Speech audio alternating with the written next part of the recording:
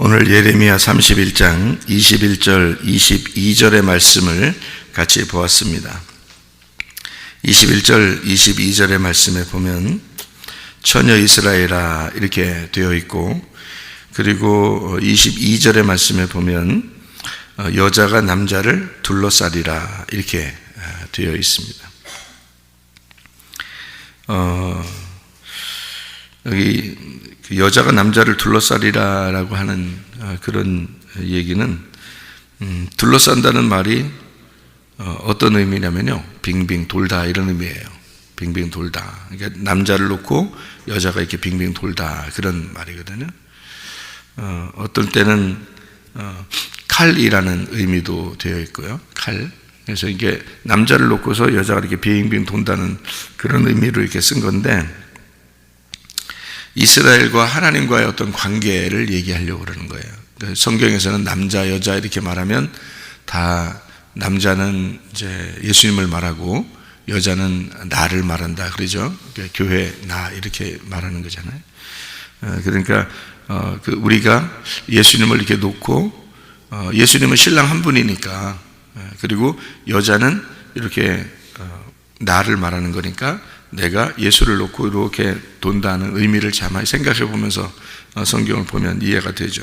여기 이 말씀만 이렇게 보면은 이해가 잘 안 되는데 31장의 내용을 전체를 이렇게 보면 무슨 이야기가 써 있는지를 우리가 알 수 있어요. 이게 남자, 여자 이런 이야기를 이렇게 쓸 때는요, 성경에서는 어떤 것을 이렇게 중점적으로 생각하고 쓰는 거냐면 시에 대한 것을 중점적으로 쓰는 겁니다. 시. 그러니까 남자, 여자 할 때는 결혼, 그리고 시, 이런, 그래서 이제, 결혼하게 되면은 아이를 잉태하게 되죠. 그죠? 결혼하고 나서 아이를 잉태해요. 그러니까 그 잉태하면 이제 그 아이가 출산할 때까지 잘 이렇게 뱃속에서 보호하고 있다가 아이가 이렇게 출산하게 되고 그러잖아요. 그래서 씨를 가진다. 그러니까 결혼한다는 것은 씨를 받는다는 의미예요. 그죠? 다른 말로 말하면, 그러니까 결혼을 한다는 것은 씨를 받는다. 여자가 씨를 받는다. 그런 말이에요.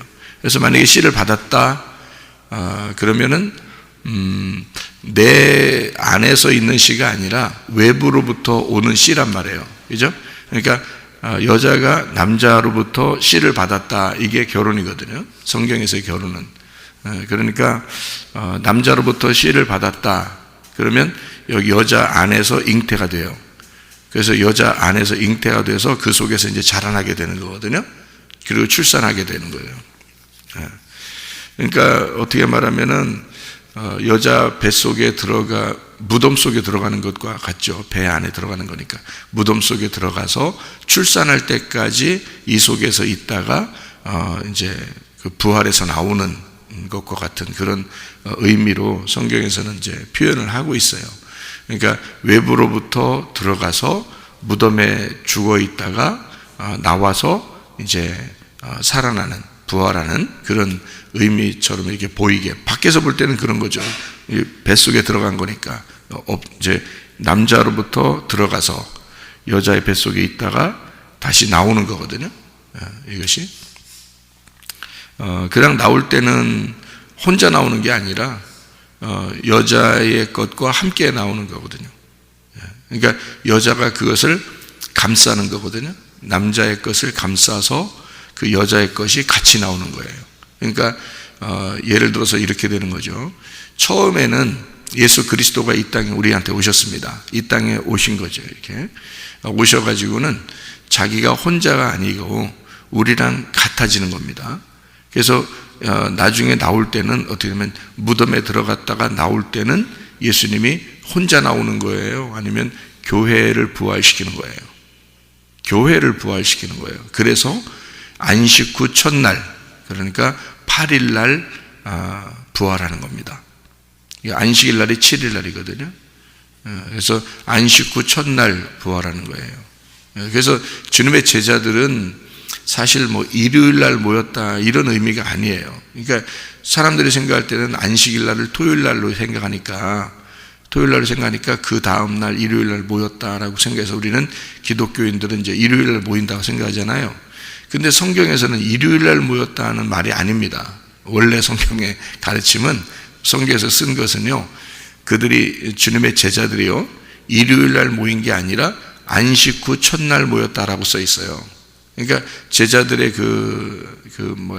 모임 있잖아요. 그 교회라고 하는 성전에서의 모임, 또는 자기들의 어떤 모임 이렇게 할 때는 안식 후 첫날 그들이 모였다 이렇게 돼 있지.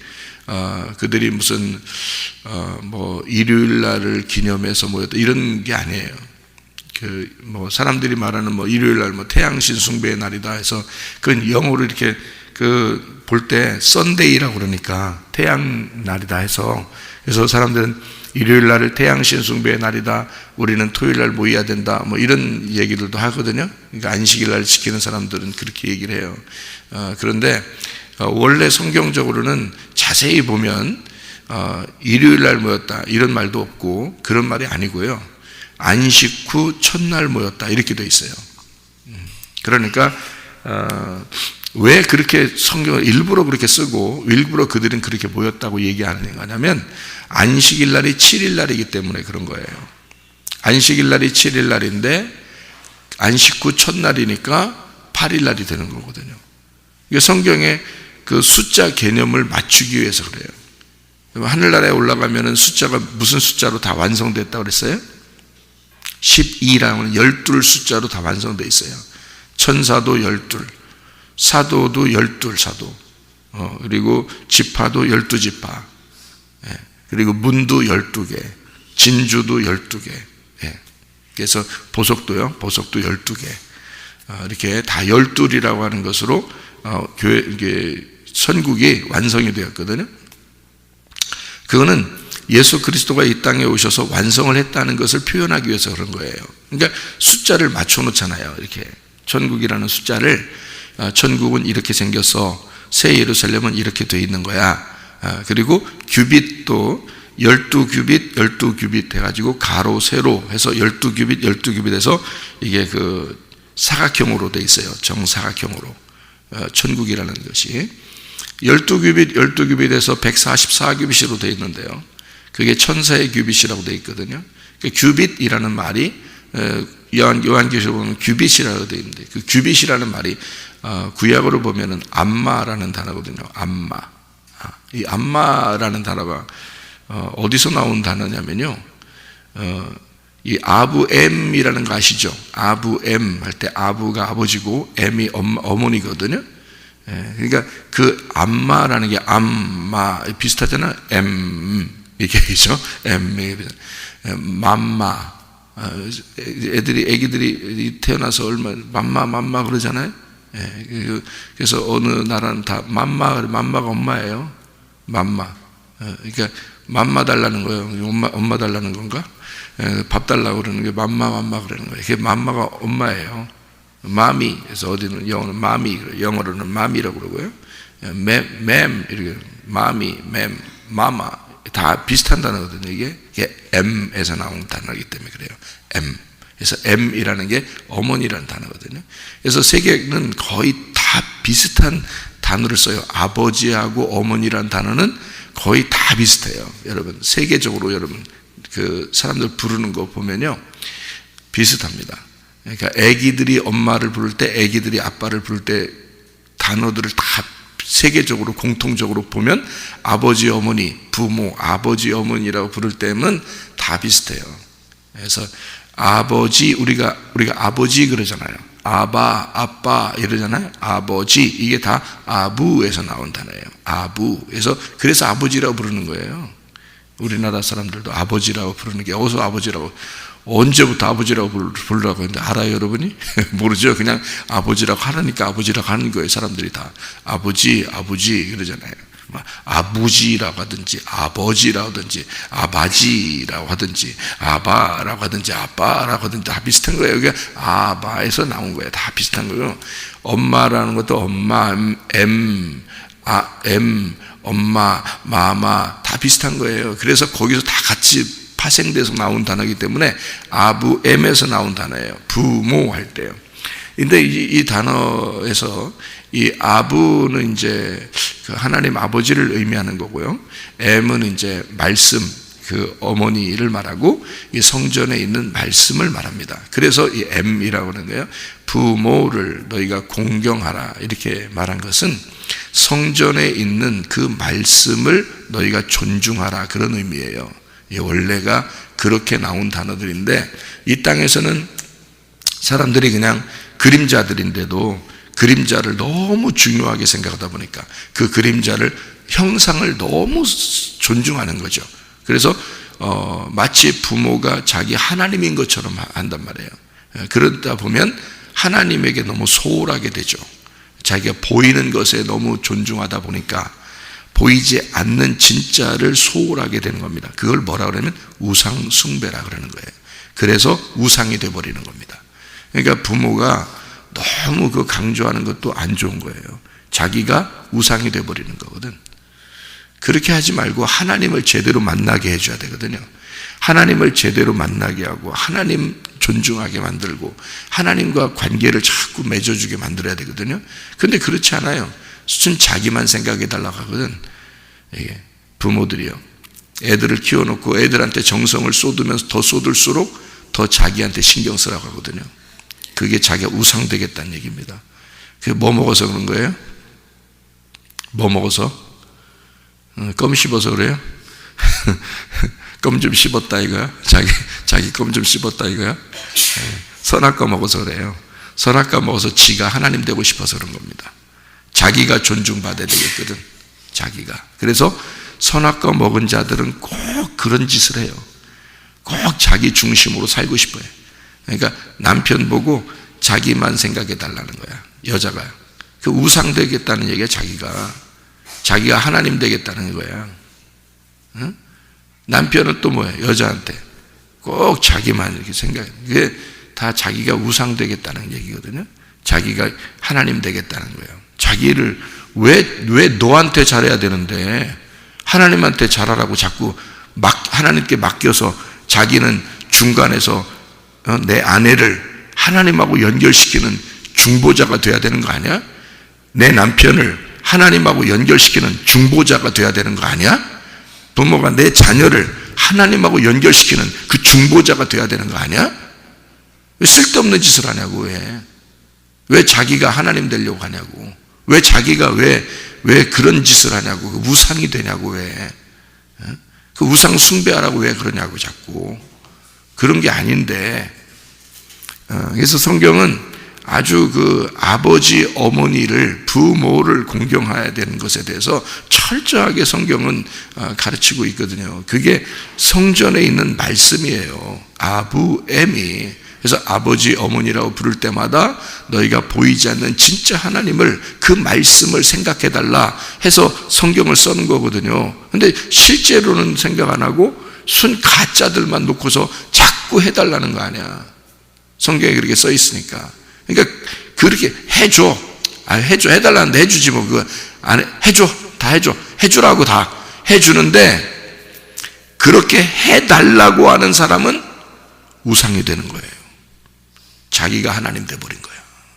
가만히 있어. 그냥 해주면 해주는 대로 가만히 있으라고. 어떻게든지 여러분 하나님하고 연결시키려고 노력해 보세요. 그러면 효도 받습니다. 알아요? 자꾸 하나님하고 연결시켜 주려고 그러면 알아요. 자녀가 우리 부모가 진짜 나를 하나님하고 연결시켜 주려고 했구나. 정말 감사하게 생각해서 스스로 우러나오는 효도를 하게 돼 있어요. 남편한테 아내한테 강조하지 마세요. 자기 사랑해달라고 강조하지 말고 어떻게든지 하나님하고 연결시키려고 주려고 하세요. 그러면 남편이 아내를 사랑하게 돼 있어. 그런 아내가 사랑스럽지 않겠어요? 그런 남편이 사랑스럽지 않겠냐고. 그게 정상이지. 그게 하나님 믿는 사람들의 정상이란 말이에요. 근데 바꿔서 행동한단 말이에요. 손 자기 보이는 자기를 좀 잘해야 되는 거 아니야? 라고 막 그런단 말이에요. 그게 우상이야. 그게 우상. 왜 자기가 한 번 태어나 인생 살다 가는 걸 왜 우상되냐고.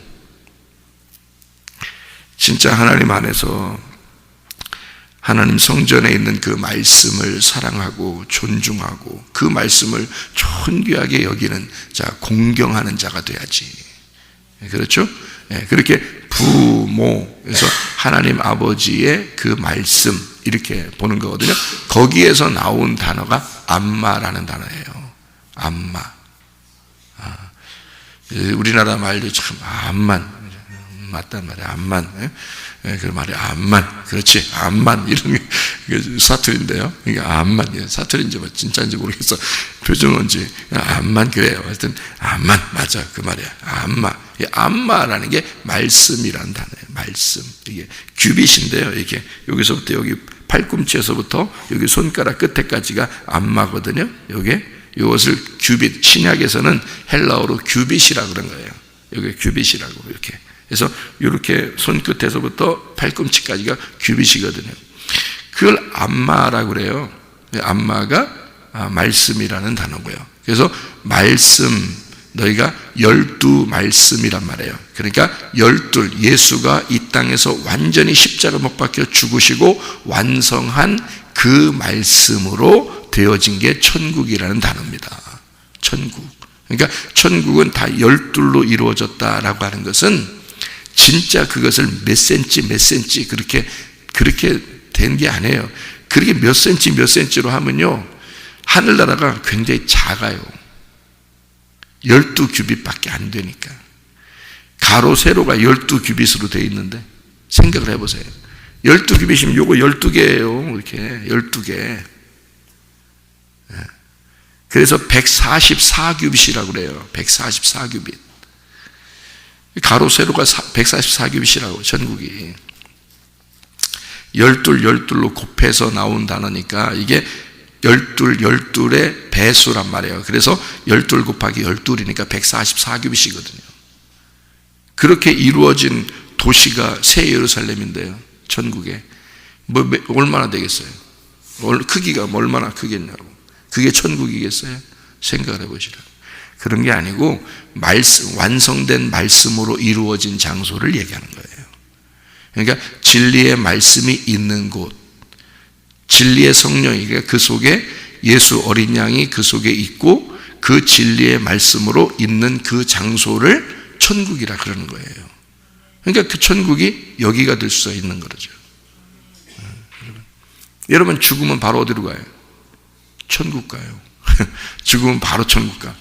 어떤 사람은 지옥 가고.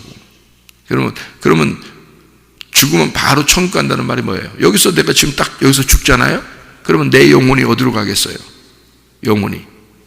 근데 여기 안에 같이 가둬져 있었으니까, 내 몸 안에 가둬져 있었으니까 영혼이 딱 뜰 거 아닙니까? 그죠? 영혼이 딱 뜨면 어디론가 갈 거 아니에요. 그죠?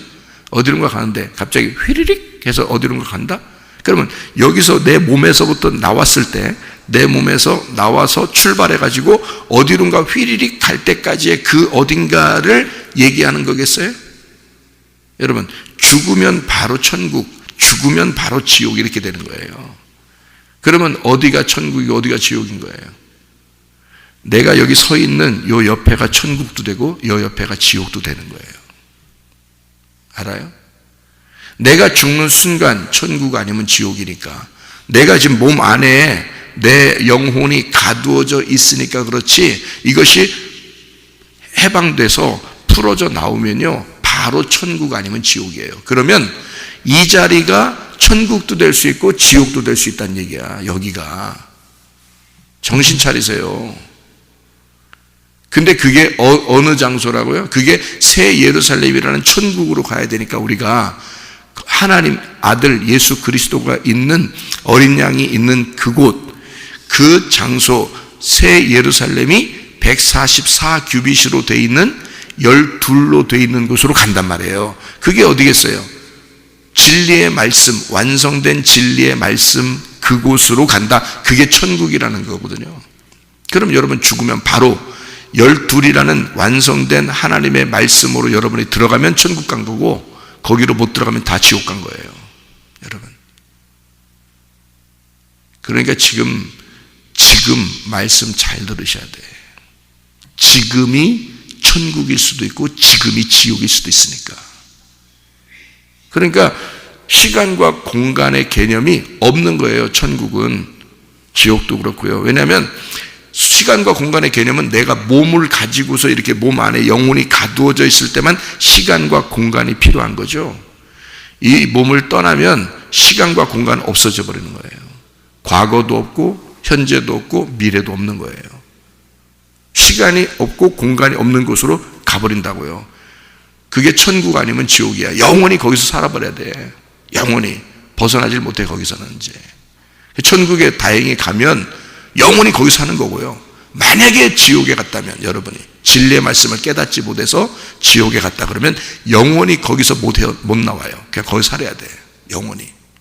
여러분, 그러니까 지금 내가 몸을 가지고 있는 이 시간과 공간을 가지고 있는 이때에 여기서 어떠한 씨를 내가 담고 있겠느냐, 어떤 씨를 내가 속에서 잉태하고 여기 속에서 출생을 시키겠느냐는 거예요.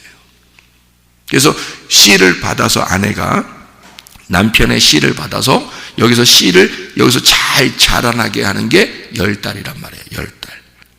왜 그렇게 해놨겠어요? 성경에서 10말씀이기 때문에 그런 거예요. 10말씀이니까 이 성경의 모든 말씀은 10말씀이에요. 그래서 이 10말씀을 이 속에서, 내 뱃속에서 잉태를 하고 그리고 출산될 때까지 자라나게 하는 거예요. 몸을 어렵지만 끌고 다니는 거예요. 여러분, 임신하면 입맛이 어떻게 돼요? 갑자기 애꿎거려요. 갑자기 바뀐다고요. 누구세요? 배 두드리면서 누구세요? 누가 들어온 거예요? 왜 그래? 내가 갑자기 왜 이렇게 됐어요? 배 두드리면서 물어보세요. 누가 들어왔어요? 그 아기가 주인 된 거야. 아기가. 그래서 힘들어. 내가 원하는 대로 먹을 수가 없어요. 아기가 원하는 대로 먹어야 돼. 아기가 달라는 대로 먹어야 돼. 자, 아기 하나만 임신을 해도요, 입맛이 바뀌어버립니다. 누구 입맛으로 바뀌냐면 아기 입맛으로 바뀌어버려요. 원래 평상시에 자기가 좋아하던 것들이 막 역겹고 다른 게 자꾸 입맛이 땡기는 거예요. 그러니까 입맛이 벌써 바뀌어버렸어요. 누가 입맛을 끌어잡아당겼냐면 아기가 이거 먹어라 그러는 거예요. 자기 그거 먹고 싶다는 거예요. 끌어들이는 거죠. 그래서 이제 그거 먹여줍니다. 자기가 먹는 건 자기가 먹는 게 아니야. 엄마가, 아기가 다 지가 먹는 거야. 그 속에서 다 빼먹는 거예요. 엄마는 그냥 껍데기만 먹는 거야. 그러니까 껍질만 다 먹고 껍데기만 먹는 거고, 이 속에서 알맹이를 지가 다 끌어잡아당겨서 먹어요. 이 아기가요. 그래서 이 아이도 속에서 자기가 커 나가기를 원하는 거예요. 뭐가 심겨진 거예요? 우리에게 실질적으로 말하면 남편의 씨가, 말씀이, 남편이신 예수님의 씨가 우리 속에 심겨지면 바뀌어버려요. 그가 주인이니까 주인은 그걸 끌어잡아당겨. 너는 이걸 먹어야 돼. 넌 이걸 먹어야 돼. 이렇게 말한단 말이에요. 속에서. 그런데 사람들이 주인의 씨가 말씀인데 그 말씀이 속에서 자꾸 내게 말씀을 먹으라고 해야 될 텐데 그 말씀이 재미가 없어. 그 말씀을 먹고 싶은 생각이 별로 없어. 너는 남편의 씨를 받은 게 아니란 얘기지. 아니면 남편의 씨가 들어갔는데 죽여버린 거죠. 네 밭이 가시밭, 돌짝밭, 길가밭이니까 씨가 못 자라나는 거죠. 반드시 씨가 올바르고 씨는 잘못된 게 없어요. 밭이 형편없어도 씨는 똑같게 떨어집니다. 그래서 어떤 사람은 사람의 씨를 받게 되는 거고 어떤 사람은 짐승의 씨를 받게 되는 거예요.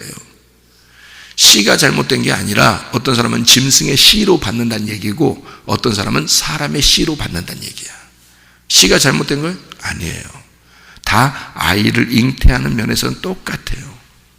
무슨 말이냐면, 그래서 예레미야 31장에는 사람의 씨와 짐승의 씨가 있다라고 27절에 말씀하고 있는 겁니다.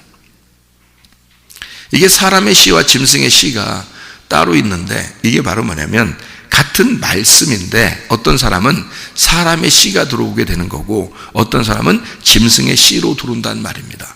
자, 우리나라 말로 이렇게 다시 이렇게 번복해서 제가 설명을 하면 좀 더 이해가 될 것 같아서 제가 다시 단어를 이렇게 쓰면 어떻게 되냐면 사람의 씨로 받는 사람이 있고 짐승의 씨로 받는 사람이 있다 그 말이에요. 둘 다 뭐예요? 말씀입니다. 사람의 씨도 말씀, 짐승의 씨도 말씀인데 어떤 사람은 사람의 씨로 받는 거고 그 사람이 누구겠어요? 예수님이에요. 인자로 오신 예수님. 그 예수님의 씨로 받는 사람이 있고 어떤 사람은 짐승의 씨로 받는 사람이 있다 그 말이에요. 여러분은 어떤 씨로 받고 싶겠어요? 누구 씨를? 예수 씨를 받고 싶겠지. 예수 씨. 그래서 이제 이름 애기 이름이 바뀌잖아요. 박 씨하고 임 씨하고 결혼했는데 남자가 박 씨야. 그러면 이게 소개가 뭐가 열려? 박 씨가 열려. 박 씨가 열려. 호박 씨. 박 씨가 열려요. 예수 씨가 우리 속에 심겨지면요. 뭐 어떤 씨가 열리겠어요? 아기가 나오면 틀림없이 예수 씨가 되는 거예요. 예수 씨. 그러니까 김 씨, 박 씨, 이 씨, 최 씨 이런 것처럼 예수 씨예요, 그게. 예수 씨가 들어가면 예수 씨가 나오는 거야. 그러면 그 나온 잉태된 아이는 예수 씨니까 말씀인 거죠. 하나님의 아들인 거지. 이해가 돼요? 하나님의 아들인 거야. 그가 예수 씨인 거야. 그래서 그 여자는 어떻게 돼? 그 아이가 잉태되면서 여자는 완전해지는 거란 말이에요. 아이가 잉태됐으니까. 그죠? 아이가 잉태되고 아이가 드디어 출산을 했어. 그러면 여자의 몸은 완전한 거예요. 뭐를 출산했으니까? 내 남편의 씨를 자라나게 해서 얼마 동안? 10달 동안 자라나게 해서 완전히 그 말씀이 완성이 돼서 나왔잖아. 그죠? 완성이 돼서 나왔어. 어느 날? 며칠 날 부활에 나온 거예요? 며칠 날 부활해서 나온 거야? 8일 날 부활해서 나온 거예요. 그러니까 안식 후 첫날 그들이 예수님의 제자들이 모였더라. 왜? 부활의 날이니까. 그날이 8이라는 게 부활이니까. 그래서 성경은 숫자를 맞춰놓는 거예요. 그래서 써놓은 거예요. 이거를 맹신한다는 의미는 아니에요. 우리가 이걸 잘 이렇게 이걸 맞춰가지고 이렇게 보면은 이게 이어져 있다는 얘기예요. 창세기부터 요한계시록까지. 그래서 7일 날을 안식일 날이라고 그렇게 말을 해요. 왜냐하면 하나님이 쉬셨다 그렇게 말하고요.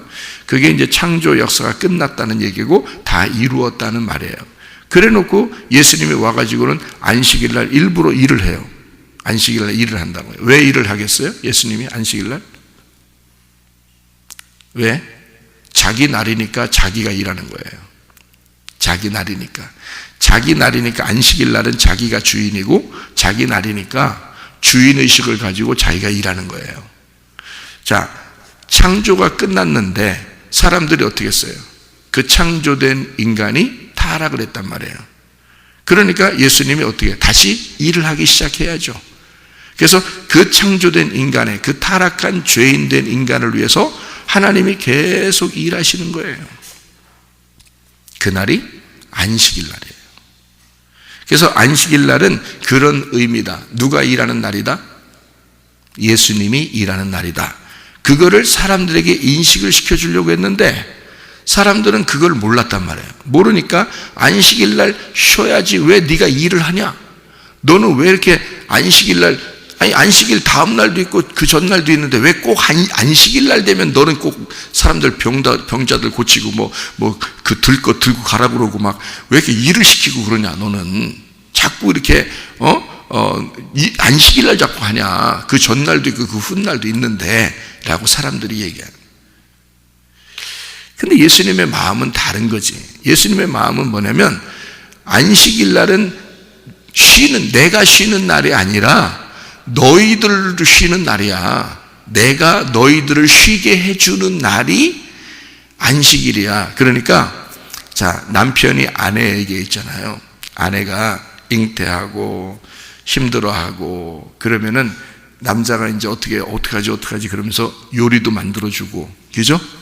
그리고 설거지도 해주고, 빨래도 해주고, 그러면 그 남편은 그렇게 빨래해주고, 요리해주고, 청소해주고, 아내를 위하여, 그렇게 해주는 것이 그 힘들어하고 고난 가운데 있는 아내를 위해서 이렇게 남편이 할 때 행복해요. 막 씁쓸하고 내가 저것하고 왜 결혼했나 막 이런 생각 들고 왜 그렇게 하겠어요?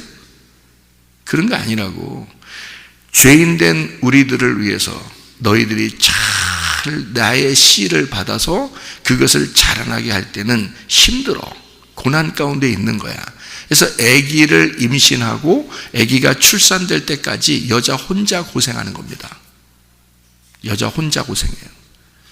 그러니까 예수님이, 남편 대신 예수님이 그걸 알아 몰라? 알아. 그러니까 그 안식일 날 너 좀 쉬어. 힘들잖아. 너 쉬어. 내가 너를 위해서 일할게 라고 하는 게 안식일 날이에요. 그러니까 사역하는 날이란 말이야. 사역하는 날. 그러니까 예수님이 일하시는 날, 그날을 안식일 날이라고 하는 거예요. 그러니까 사람들의 생각하고 완전히 반대죠.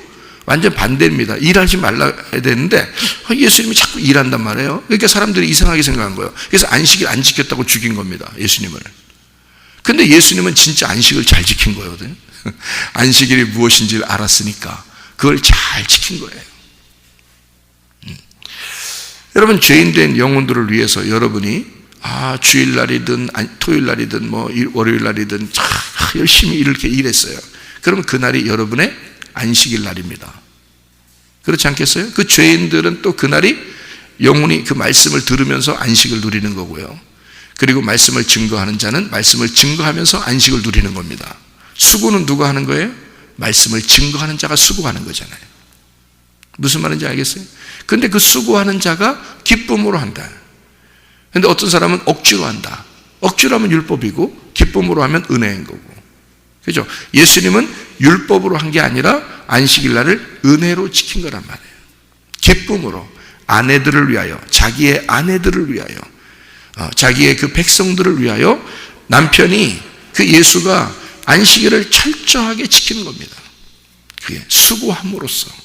그리고 다른 백성들을 쉬게 하는 거죠. 자, 소경이 너 눈 감고 계속 있어. 그러면 그게 쉬는 거예요?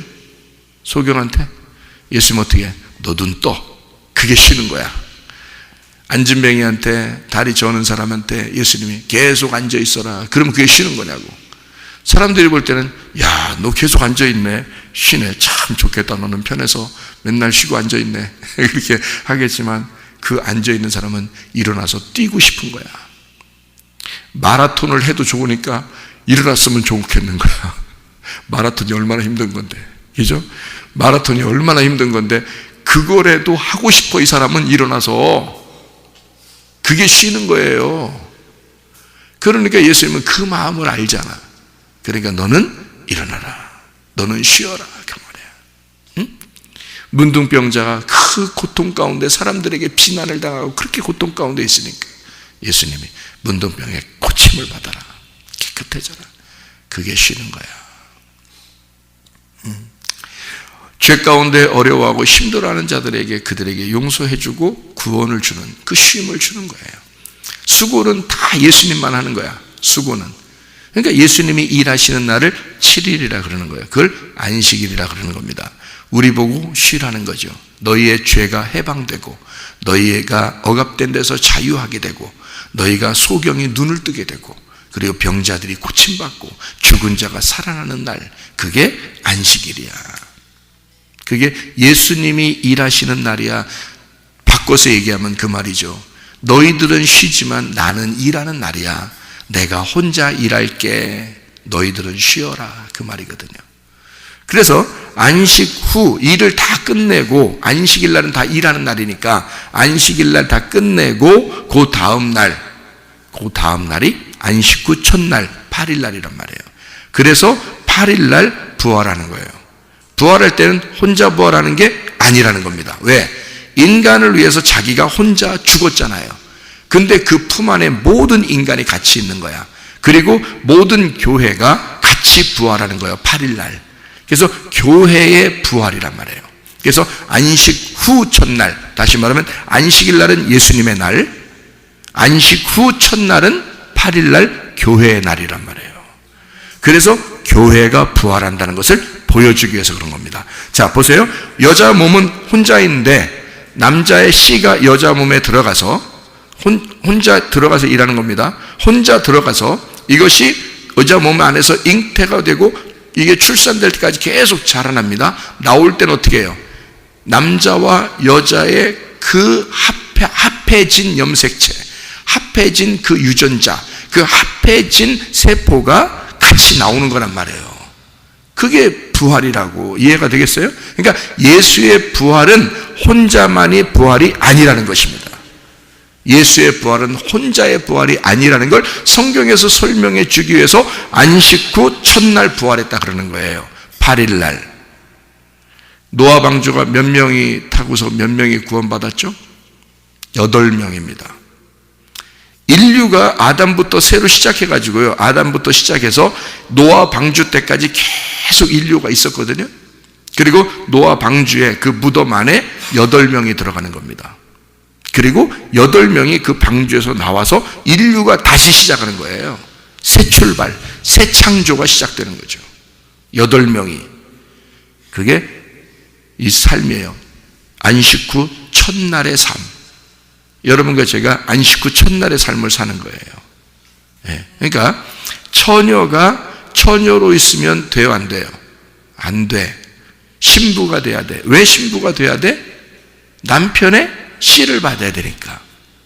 네. 그러니까 너희들은 처녀야. 그러면 처녀는 의롭지 못해. 남편이 있어야 돼. 그래서 남편의 씨를 받아 너희가 신부가 돼야 돼. 그런 얘기예요. 그러니까 성경은 신부되는, 그래서 그거를 처녀 이스라엘아, 그리고 너희가 신부가 돼야 돼. 남편 주변에 네가 돌고 있다. 빙빙빙. 그럼 어떻게 돼? 둘이 빙빙 돌기만 해야 돼? 아니면 하나가 돼야 돼? 하나가 돼야 되죠. 그래서 남편 주변을 빙빙 돌다가 남편하고 하나가 돼. 그러면 남편의 씨와 나가 하나가 돼서요. 어떻게 되냐면 언약을 맺게 된단 말이에요. 그거를 뭐라 그래? 결혼이라 그래. 그래서 성경 예레미야 31장에는 31절부터 쭉 내려오는 말씀이 있죠. 이게 다 언약에 대한 말씀입니다. 새 언약이 있다. 이렇게 되죠. 그러니까 새 언약은 어디다 두는 거예요? 밖에다 두는 거예요? 내 마음 안에 두는 거예요? 내 마음 안에다 심겠다. 하나님은 새 언약을 네 마음 안에 기록하겠다. 그 말이에요. 무슨 말인지 알겠어요? 겉에 있는 말씀이, 로고스라는 겉에 있는 말씀이 네 안으로 들어가 레마로 잉태가 되겠다. 그 말이에요. 이게 새 언약이란 말이에요. 여러분, 마음에 심겨진 말씀이라는 게 바로 이런 말씀이란 뜻이에요. 여러분이 말씀을 많이 들었다고 해서 완전한 건 아니에요. 여러분 속에 씨가 착상이 되고, 그리고 잉태가 되고, 그리고 자라나서 출산할 때까지 여러분은 조심해야 된다. 그 씨가 보존되도록. 그래서 나쁜 마음도 품으면 안 돼. 나쁜 거 봐서도 안 돼. 이해가 돼요? 이 속에 뭐가 있으니까? 내 주인 그 씨가 있으니까. 응? 내 주인 씨가 있으니까 함부로 봐서도 안 돼. 함부로 아무거나 들어서도 안 돼. 오직 어떤 거? 아름다운 것만 봐야 돼. 아름다운 것만 들어야 돼. 그게 뭐야? 복음이야. 아름다운 게 복음이야. 그게 예수 말씀이야. 내 신랑의 그 사랑스러운 속삭임만 들어야 돼. 엉뚱한 생각하지 말고 오늘도 그 주님과 함께 동행하다가 주님 만나시기를 바랍니다. 기도하겠습니다.